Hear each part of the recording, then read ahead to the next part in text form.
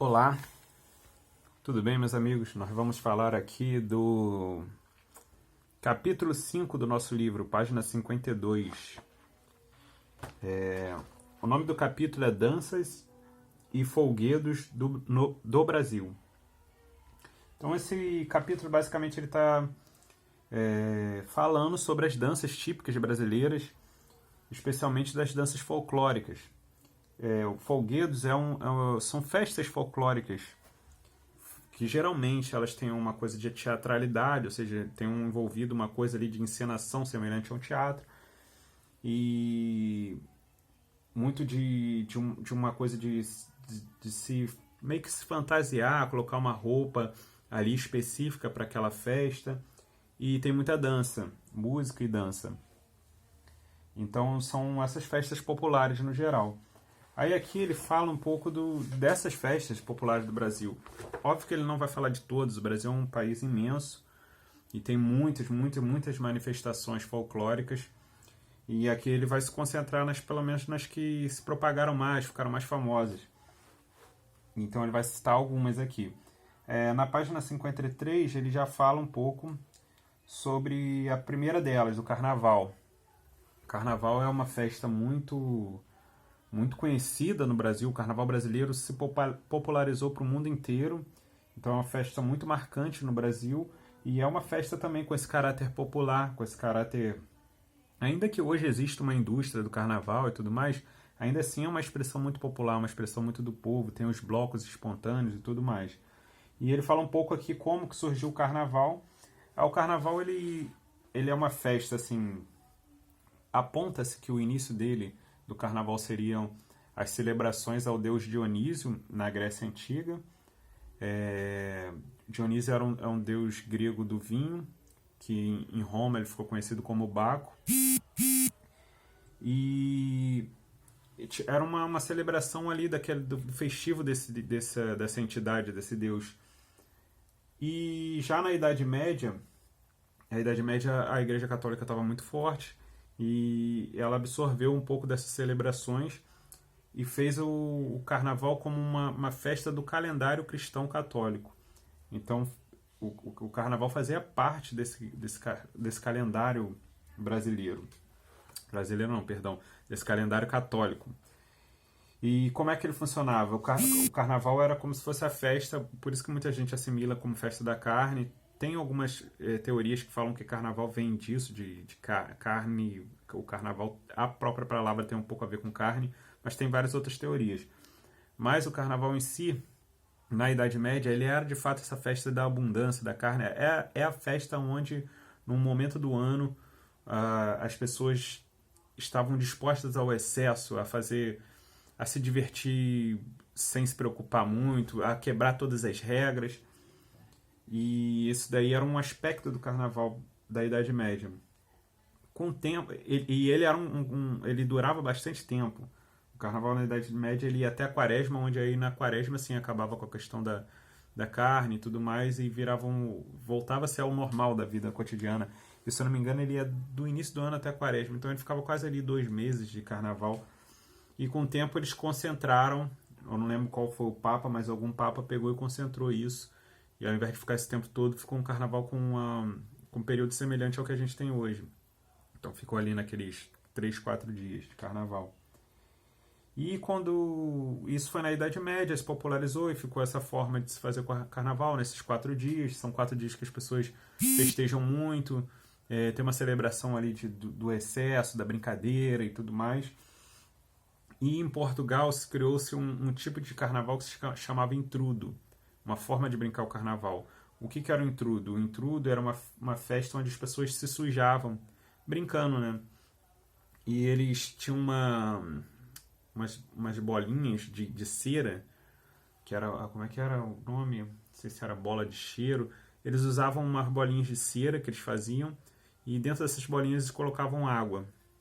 E aí quando alguém encontrava alguma pessoa, jogava essa bolinha e estourava na pessoa e a pessoa se molhava. Era uma brincadeira, assim, quase uma brincadeira de jogar água. E no Brasil vem essa versão do intrudo, né? Essa brincadeira de jogar água. Algumas vezes as pessoas jogavam farinha no outro para sujar, de brincadeira. E com o tempo, a festa foi ficando cada vez mais famosa, mais popular e talvez também ficando mais pesada. Essas brincadeiras foram ficando, até podemos dizer, com um certo mau gosto, né? Ao invés de colocarem água, que antigamente lá em Portugal e no início no Brasil também eles colocavam a aguinha ali e às vezes a água de cheiro, que é uma água com cheirinho de limão, quase perfumada. E aí tacava aquilo dali e a pessoa ficava com a água cheirosinha, né? Depois, com o tempo, começaram a colocar urina, colocar cuspe, fazer uma coisa assim bem mais pesada mesmo, para sujar mesmo, para sacanear o outro mesmo. E aí o Brasil adotou essa brincadeira, o intrudo, que se dividia nesses dois tipos de intrudo, um intrudo mais sujo e um intrudo mais tranquilo, para brincar ali de forma mais suave. Com o tempo, depois o intrudo foi sendo proibido, justamente por conta dessa coisa dele, de jogar coisas sujas. Também tinha um pensamento também no início do século XX, no final do século XIX, de que o Brasil precisava ganhar um ar mais europeu e achavam que isso não era coisa de civilizados. Tinha um pouco de preconceito nisso também, porque era uma expressão popular que foi cortada, mas de alguma forma também era realmente bastante agressivo, né, em alguns momentos, essa brincadeira do intrudo. Isso aqui não falo no livro, estou dando só um a mais para vocês, para vocês saberem um pouco mais sobre o carnaval aqui no Brasil e no Rio, né? E com o tempo, o carnaval foi se tornando outra coisa, né? Essa brincadeira do intrudo foi parando e foram tendo mais brincadeiras com desfiles, com blocos, com a coisa da música em si. E até que chegou um ponto que o Brasil, essa expressão, que era uma expressão que veio de Portugal, né, a partir do intrudo, começou a se misturar com as manifestações africanas, né, com afro-brasileiras. Então começaram a inserir o samba, os ritmos, as formas de passeatas africanas, as formas de brincar. E aí a gente vai tendo um carnaval mais próximo ao que a gente tem hoje, né? Então a gente tem o carnaval com escolas de samba. Vocês já devem ter visto na época de carnaval que tem os desfiles da escola de samba, passa na televisão, geralmente é a Globo que cobra. E tem muitos bloquinhos com aquelas charangas que muitas vezes está tocando ali uma marchinha, um samba. E isso tem tudo a ver com o carnaval que se tornou até hoje, né? E foi com essa mistura, com a coisa mais brasileira, né? Mais afro-brasileira, brasileiras. E aqui está falando, na página 53, um pouco disso, sobre a chegada das escolas de samba. E aí tem uma foto ali de uma escola de samba. As escolas de samba começaram de uma maneira muito devagar. Hoje em dia realmente é uma coisa, é uma verdadeira indústria, assim, é uma coisa muito grande, tem muito gasto, muito dinheiro envolvido, mas a princípio era uma manifestação do morro no Rio de Janeiro, que foi ganhando forma, foi ganhando corpo, foi ganhando força. E aqui ele vai falando de outras festas, né? Na página 54, ele fala um pouco também de outras formas de carnaval, né? Como falei, o próprio carnaval é muito complexo, ele muda muito de lugar para lugar, tem muitas manifestações diferentes dentro do próprio carnaval. E aqui ele fala um pouco sobre o axé na Bahia, no carnaval da Bahia. E aqui tem um grupo de afoxé, tem um trio elétrico. E aí que fala dos bonecos de Olinda e do frevo, que são característicos de Olinda. O frevo é aquela dancinha com guarda-chuva. Os bonecos de Olinda são bonecões geralmente de uma espécie de papel. Eu não sei se é ao certo qual o material que eles usam, mas são bonecões grandões que vão desfilando pelas ruas. E aqui na página 55 ele já fala de outra festa, sem ser o carnaval, que são festas relacionadas ao boi. Na verdade não é só uma festa, tem muitas festas. O Brasil é um país agropecuário há muito tempo, né? Então ele sempre teve essa ligação rural com a figura do boi, porque o gado sempre foi uma coisa que movimentou muito a economia brasileira, então sempre teve um contato muito grande das populações com essa figura do boi, o gado. E a partir disso tiveram várias manifestações folclóricas onde a figura central é o boi. E aqui fala um pouco do boi de mamão de Santa Catarina, do Bumba Meu Boi no Maranhão, tem o Boi Bumbá. Então todos são festas relacionadas ao boi. Algumas têm umas histórias relacionadas a elas, como um boi que ressuscitou, tem uma lenda assim que em torno disso. Tem aquela disputa lá no norte, que é do boi garantido contra o caprichoso, muito famosa a disputa deles lá. Se vocês procurarem na internet, tem um desfile com carros alegóricos de boi, parecido com um desfile de escola de samba, tudo relacionado ao boi, a figura do boi. Tem muitas festas relacionadas ao boi e aqui eles estão dando alguns exemplos, na página 55. Aí aqui na página 56 ele já fala de outra manifestação, que é a Folia de Reis. A Folia de Reis é uma manifestação em celebração aos 3 reis magos. Na Bíblia tem que os 3 reis magos foram de encontro ao nascimento de Jesus Cristo. Quando teve uma estrela, né, que muitas vezes retratam como uma estrela cadente, mas eu nem tenho certeza se na Bíblia está que era uma estrela de fato cadente, mas tá era uma estrela que guiava eles. E eles foram para lá, os 3 reis magos. E existe no Brasil essa celebração que na verdade não é só brasileira, né? Ela veio das culturas ibéricas. Ibéricas são de Portugal e da Espanha. E aqui se adaptou, criou-se uma forma muito própria de fazer essa celebração dos Reis Magos. E até pouco tempo, assim, os Reis Magos aqui no Rio está mais difícil de achar, mas na Mangueira ainda tinha, pouco tempo atrás. Dizem que tinha um lugar em Campo Grande que tinha uma manifestação de Reis Magos, eu não sei. Aqui na Zona Oeste, Campo Grande, Santa Cruz, Sepetiba, há muitos anos atrás, cerca de, sei lá, uns 50 anos atrás, ainda tinha bastante dessa manifestação, a festa de Reis. E tem aquela música, hoje é o dia de Santo Reis, que é tudo relacionado a essa folia de Reis. E aí nessa folia as pessoas fazem uma espécie de procissão, bastante enfeitadas, e geralmente tem uma figura de um palhaço, que muitas vezes ela se fantasia, que realmente nem sempre parece um palhaço. Às vezes está com uma máscara meio monstruosa, e esse palhaço, às vezes, é um dos elementos mais interessantes, porque ele dança, ele brinca, ele declama versos, e é bem interessante. É uma manifestação bem legal, tem música e tem essa figura do palhaço.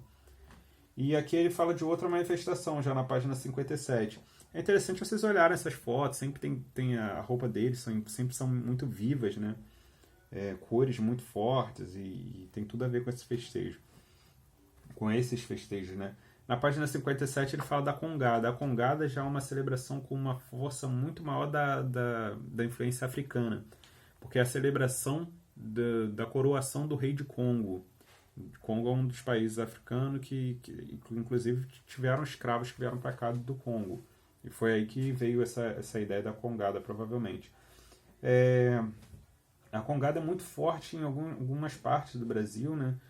Ouro Preto eu sei que tinha uma Congada forte. Aqui eles colocam alguns locais aqui, né? São Benedito, Nossa Senhora de Rosário, Santa Efigênia. Não, aqui eles estão falando do Norte e Nordeste, perdão. Aqui eles estão falando do sincretismo, né? Da mistura católica que se tem. Apesar de ser essa herança africana e falar da celebração do rei de Congo, muitas vezes eles colocam, junto com essa manifestação, uma homenagem a alguma santa. Isso era a mistura da cultura afro-brasileira, africana, de matriz africana, com a cultura católica portuguesa. E aí tinha essa mistura. A gente chama essas misturas, quando tem esse tipo de mistura religiosa, a gente costuma chamar de sincretismo. Então tinha essa questão. E aqui ele fala na página 58 já das cavalhadas. As cavalhadas são celebrações com as pessoas estão montadas em cavalos e elas têm aspiração nas disputas de cavalos, de cavalhadas mesmo da Idade Média, onde os cavaleiros disputavam, né? Tinha aquela coisa da lança e tal. Mas óbvio que aqui nessas adaptações não tem essa coisa da disputa mesmo para machucar, nem nada disso. Muitas vezes eles disputam para pegar um anel, fica pendurado um anel, aí quem vai lá e consegue pegar o anel com a lança certinho, chegar no local, ganha. Tem uma disputa assim. Olha, vocês podem fazer uma pesquisa aí na página 59, assim, interessante para vocês. Não precisa ser com os colegas, pode fazer sozinho. Sobre as outras manifestações que ele coloca aqui: marujada, pastoril, caipó, maracatu, afoxé.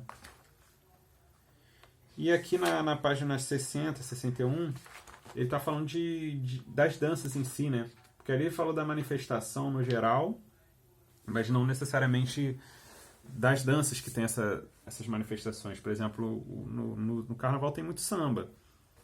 Apesar de ser o carnaval, tem o samba como dança. Então tem as danças e tem a manifestação, né? Os folguedos. E aqui eles falam de algumas danças em si, que também são muito famosas assim, da cultura popular brasileira. Fala da ciranda.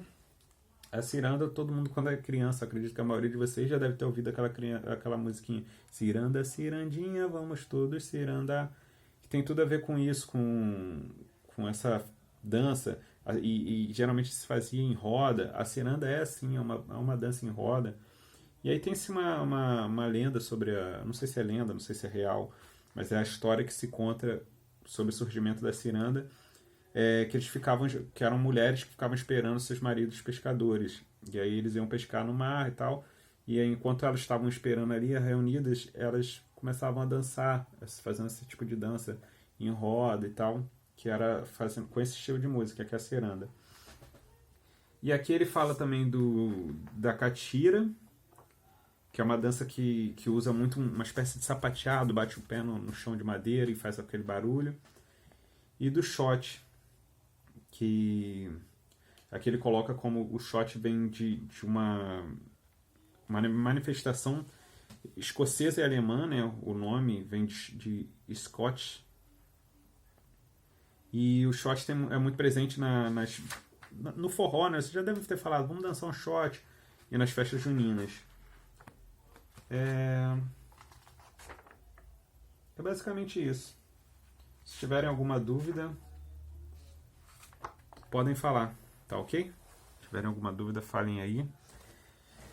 E se acharem interessante, era legal que vocês vissem vídeo, porque eu falando não dá pra imaginar muito só olhando a foto. Coloquem no Google, sejam curiosos. Coloquem lá Bumba Meu Boi, shot, você vai encontrar no YouTube as pessoas dançando de fato isso, shot, ciranda, Bumba Meu Boi, carnaval, acho que não precisa, que vocês já devem ter visto bastante, mas talvez, sei lá, botar boneco de Olinda, para ver como é que é um boneco de Olinda, botar frevo, ver como é que é interessante a dança do frevo.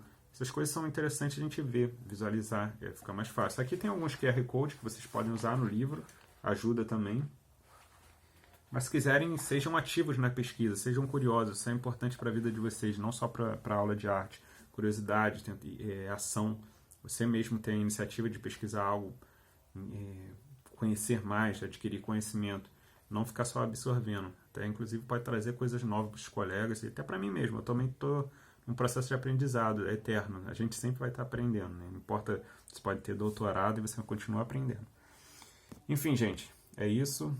Espero que tenham entendido, mas se não entenderam, podem ficar muito à vontade para perguntar, tá bom? Valeu, gente. Até mais. Tchauzinho.